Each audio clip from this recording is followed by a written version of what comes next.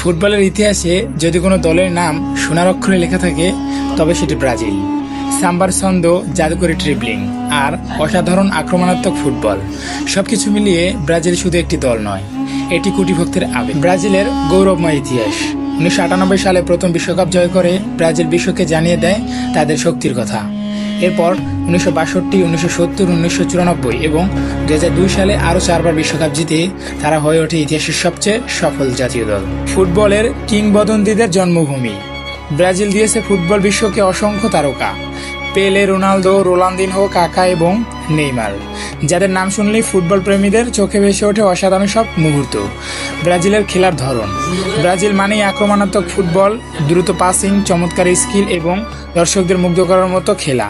তাদের ফুটবল শুধু জয়ের জন্য নয়, সৌন্দর্যের জন্য বিখ্যাত। কেন ভক্তরা ব্রাজিলকে ভালোবাসে?